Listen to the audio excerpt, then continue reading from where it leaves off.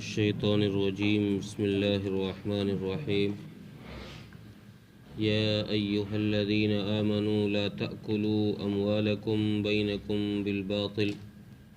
إلا أن تكون تجارة عن تراض منكم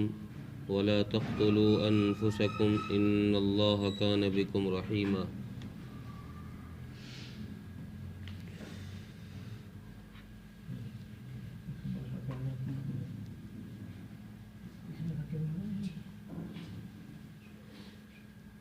سورت کے شروع میں اللہ تبارک و تعالیٰ نے ساری انسانیت کو ایک باپ اور ایک ماں کی طرف منسوب کرتے ہوئے اس طرف اشارہ کیا کہ سارے انسان آپس میں ایک ہی ہیں اور سب کے حقوق کی رعایت رکھنا ضروری ہے۔ اس کے بعد پھر کچھ یتامہ کے حقوق بیان کیے، کچھ عورتوں کے حقوق بیان کیے اور پھر میراث کا حکم بیان فرمایا، جس میں یتامہ اور عورتوں کے علاوہ اور بھی کچھ لوگوں کے حقوق ذکر کیے گئے ہیں۔ اس کے بعد پھر نکاح کا حکم بیان کیا گیا، کن عورتوں سے نکاح جائز ہے، کن سے جائز نہیں ہے۔ اب اس مذکورہ آیت کے اندر اللہ تبارک و تعالیٰ پھر واپس سے یہ ارشاد فرما رہے ہیں عام انسانوں کے متعلق، خواہ وہ مسلمان ہوں یا غیر مسلم ہوں، یہودی ہوں یا نصارہ ہوں، اہل کتاب ہو یا اہل کتاب نہ ہو، کوئی بھی انسان ہو، سب کے حق کی رعایت کا حکم اللہ تبارک و تعالیٰ نے دیا ہے اور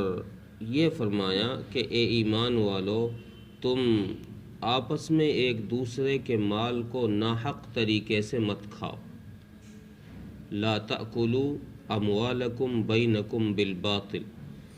ناحق طریقے سے۔ قرآن کریم نے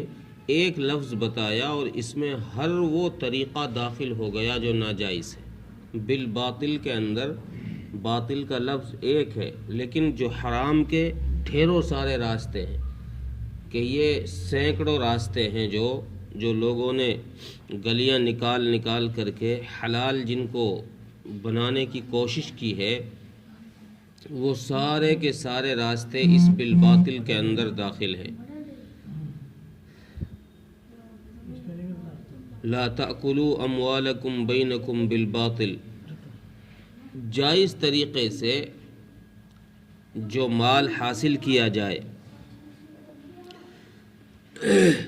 وہ مال ہی صرف استعمال کرنا جائز ہے، جو ناجائز طریقے سے مال آئے گا وہ مال جائز کرنا، استعمال کرنا جائز نہیں ہے۔ یہاں مفسرین نے ایک بات پر یہ اتفاق کیا ہے کہ کسی کا مال بھی ناجائز طریقے سے استعمال کرنا یہ جائز نہیں ہے۔ یہ تو سارے مفسرین اس بات پر متفق ہے کہ اس آیت میں اس کا حکم دیا گیا ہے، لیکن بعض مفسرین نے، جیسے بحر محیط، تفسیر بحر محیط کے اندر لکھا ہے، تفسیر مظہری نے لکھا ہے کہ یہاں یہ بھی مراد ہے کہ انسان اپنے مال کو ناجائز طریقے سے نہ کھائے، اپنا مال کسی ایسی جگہ خرچ نہ کرے جہاں خرچ کرنا ناجائز اور حرام۔ کھانے سے مراد یہاں یہی نہیں ہے کہ جو کھانے کی چیزیں ہوں، بلکہ کھانا بہت سارے عرف کے اندر کسی چیز کے استعمال کرنے کو بھی کھانے سے تعبیر کیا جاتا ہے۔ جیسے کوئی کسی کے مال پر، کسی کی زمین پر قبضہ کر لے تو لوگ کہتے ہیں کہ یار فلاں نے اس کی زمین کھا لی۔ تو یہ عرف کے اندر جو کھانے کا ایک لفظ ہے، یہ محاورے میں استعمال کرنے پر آتا ہے کہ کوئی کسی کی چیز کو ناجائز طریقے سے اگر استعمال کر لے گا یا جائز طریقے سے استعمال کر لے گا تو کہتے ہیں کہ بھئی یہ اس کی چیز کھا گیا۔ تو اس طرف ہی قرآن کریم نے اشارہ کیا ہے کہ کوئی کسی کی چیز کو ناجائز طریقے سے استعمال نہیں کر سکتا بالباطل، چاہے وہ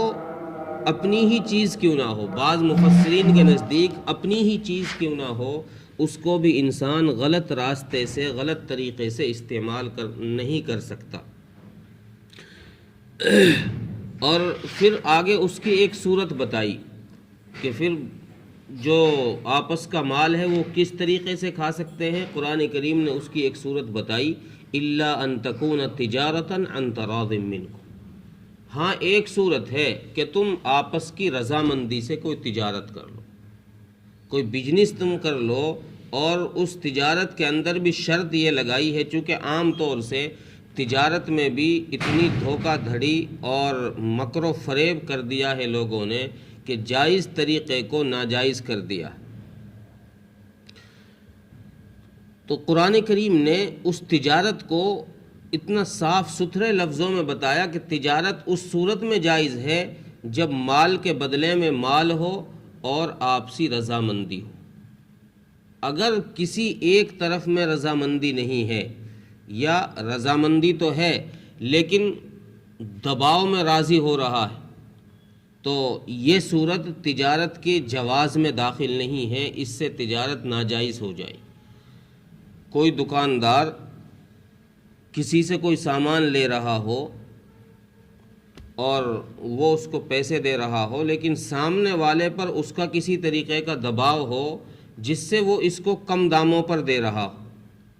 جس سے اس کو کم داموں پر وہ مال دے رہا ہو، تو یہ سامنے والے سے جو یہ مال خرید رہا ہے، حالانکہ ہے رضامندی، کچھ پیسے اس کو دے رہا ہے، لیکن اس رضامندی کو جواز کا حکم شریعت نے نہیں دیا، چونکہ یہ سامنے والا بخوشی اس کو تجارت سے مال نہیں دے رہا ہے، بلکہ یہ کسی دباؤ میں آ کر دے رہا ہے۔ اس لیے فرمایا ان تراض منکم، جب تک آپس کی رضامندی تجارت کے اندر نہیں ہوگی اس وقت تک تجارت صحیح نہیں ہوگی، بزنس صحیح نہیں ہوگی۔ اور تجارت میں ہی اور بھی چونکہ اس کے علاوہ حلال طریقے ہو سکتے ہیں، جیسے کسی کو ہدیہ دے دینا، کسی کا عورتوں کا مہر دینا، یہ بھی چونکہ دوسرا آدمی اس سے مالک بن رہا ہے، کسی کو مال ویسے ہی صدقہ کر دینا، یہ بھی سب صورتیں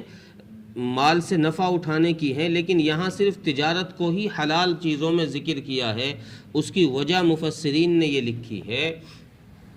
کہ رسول اکرم صلی اللہ علیہ وسلم نے ارشاد فرمایا کہ حلال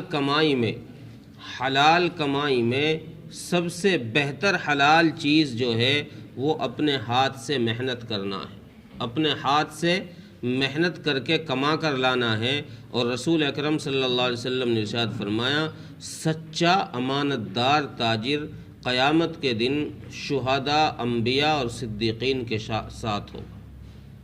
اور ایک حدیث میں فرمایا کہ تاجر قیامت کے دن فاجروں کی فہرست میں کھڑے ہوں گے، فاجروں کی لائن میں کھڑے ہوں گے، اور مگر یہ کہ جس تاجر نے اپنی تجارت کے اندر جھوٹ نہ بولا ہو، دھوکہ نہ دیا ہو، وہی بچے گا، باقی سارے تاجر فاجروں کی لائن کے اندر یعنی گنہگاروں کی لائن کے اندر کھڑے ہوئے ہوں گے۔ تو تجارت کا ذکر اس لیے کیا گیا ہے کہ تجارت حلال طریقوں میں سب سے اچھا طریقہ ہے اور پسندیدہ طریقہ ہے۔ انبیاء علیہ السلام نے، حضرت داؤد علیہ السلام نے اپنے محنت اپنے ہاتھ سے کما کر کے کھایا۔ یہ ہاتھ سے کمانا اور ہاتھ سے محنت کرنا یہ اللہ تبارک و تعالیٰ کو پسندیدہ عمل ہے۔ اور آگے پھر فرماتے ہیں وَلَا تَقْتُلُوا أَنفُسَكُمْ، اور آپس میں خون نہ بہاؤ، آپس میں ایک دوسرے کا قتل نہ کرو۔ یہاں جان کا ذکر بعد میں کیا ہے، مال کا ذکر پہلے کیا ہے۔ اس کی وجہ مفسرین نے لکھی ہے کہ عام طور سے حق تلفی جو ہوتی ہے وہ مال میں زیادہ ہوتی ہے، مرڈر کم ہوتے ہیں، ہیرا پھیری زیادہ ہوتی ہے، لوگ دھوکہ دھڑی زیادہ دیتے ہیں اور قتل کم کرتے ہیں، اس لیے زیادہ حق اس کا بیان کیا ہے جو لوگوں میں عام رواج بن چکا ہے۔ اور چونکہ ناحق طریقے سے لوگ تجارت کے اندر اور آپس میں مال کے اندر دھوکہ دھڑی کر کے مال حاصل کرتے، اس لیے پہلے اس کو ذکر کیا، بعد میں جو کم ہوتا ہے، جو گناہ کم کیا جاتا ہے اس کا ذکر کیا ہے کہ لوگ ایک دوسرے کو مار دیتے ہیں، یہ بہت کم واقعات ہوتے ہیں۔ اور یہاں تقتلوا انفسکم سے مراد خودکشی بھی مفسرین نے لکھا ہے کہ خودکشی بھی اسی حکم میں داخل ہے۔ انسان خودکشی کر لے، زہر کھا لے یا پھر گلے میں کوئی چیز ڈال کے کہیں لٹک جائے، یہ بھی اس میں داخل ہے۔ اور حدیث میں آیا ہے کہ خودکشی کرنے والا جس صورت میں خودکشی کرتا ہے، قیامت کے دن اللہ تبارک و تعالیٰ اس کو اسی طریقے سے لے کر آئیں گے اور اس کو پھر اسی طریقے سے سزا دی جائے گی۔ مثلا اگر کوئی آدمی پہاڑ سے، حدیث میں ہے کہ اگر کوئی آدمی پہاڑ سے لڑک کر گرا، پہاڑ سے لڑک کر اس نے جان دی، تو اللہ تبارک و تعالیٰ اس کو قیامت کے دن جہنم میں اسی طریقے سے لڑکائیں گے جیسے یہ پہاڑ سے لڑکا تھا، گرا تھا، اور پھر یہ جہنم میں گرتا ہی رہے گا، گرتا ہی رہے گا۔ اسی طریقے سے اگر کوئی انسان اپنے گلے پر چھری چلا کر اپنے آپ کو ختم کر لیتا ہے، تو اس کے ساتھ بھی یہی معاملہ ہوگا کہ قیامت کے دن یہ ایک ہاتھ میں چھری لے کر حاضر ہوگا اور اپنے گلے کو یہ کاٹ رہا ہوگا، اس کو پھر زندہ کیا جائے گا یا گلے کو پھر کاٹے گا، اس کے ساتھ یہی حشر ہوتا رہے گا۔ اور ایک روایت میں ہے کہ رسول اکرم صلی اللہ علیہ وسلم نے ارشاد فرمایا کہ پہلی امتوں میں سے ایک شخص تھا جس کے ہاتھ میں کوئی زخم ہو گیا، تو اس نے اپنے ہاتھ کو، جب اس نے علاج کرایا تو اس کا ہاتھ ٹھیک نہیں ہوا، تو اس نے اپنے ہاتھ کو چاقو لے کر کاٹ کر پھینک دیا، تو اس کے ہاتھ کا خون کسی طریقے سے بھی، اس نے بہت کوششیں کی لیکن اس کے ہاتھ کا خون اس زخم سے جہاں سے اس نے کاٹا تھا رکا نہیں۔ اور پھر فرمایا اللہ کے نبی صلی اللہ علیہ وسلم نے کہ اس نے ناجائز طریقے سے، جان سے پہلے اس نے اپنے اعضاء کو کاٹ دیا تھا، اس نے موت سے پہلے موت دے دی اپنے ہاتھ کو، اس لیے اللہ تبارک و تعالیٰ نے اس کے عوض میں اس شخص کے ہاتھ سے خون کو جاری ہی رکھا ہے۔ اور پھر اللہ تبارک و تعالیٰ نے آخر میں فرمایا ان اللہ کان بکم رحیما، کہ اللہ تبارک و تعالیٰ نے یہ احکامات اس لیے بیان کیے ہیں تاکہ تم ان غلطیوں کے اندر مبتلا نہ ہو، چونکہ اللہ نہیں چاہتا کہ تم میں سے کسی کو سزا دے، تم میں سے کسی کو پکڑ کے جہنم میں ڈالے، اس سے اللہ کی ذات کو کوئی فائدہ حاصل نہیں ہوتا۔ اس لیے اللہ تبارک و تعالیٰ تو تم پر رحم کرنے والے ہیں، تم کو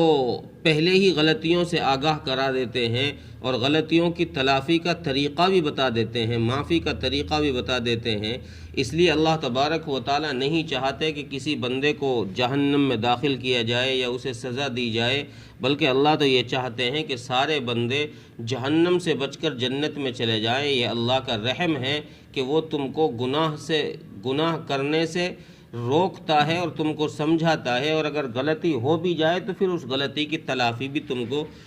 بتا دیتا ہے کہ اس طریقے سے اس کو معاف کیا جا سکتا ہے۔ ترجمہ دیکھیں، یا ایھا الذین آمنوا لا تأکلوا اموالکم بینکم بالباطل،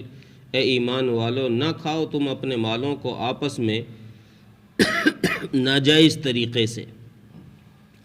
الا ان تکون تجارتا عن تراض منکم، ہاں مگر یہ کہ تم آپس کی رضامندی سے تجارت کرو، ولا تقتلوا انفسکم، اور نہ قتل کرو ایک دوسرے کا، ان اللہ کان بکم رحیما، بے شک اللہ تبارک و تعالیٰ تم پر بڑا مہربان ہے۔ اللہ تعالیٰ ملک توفیق۔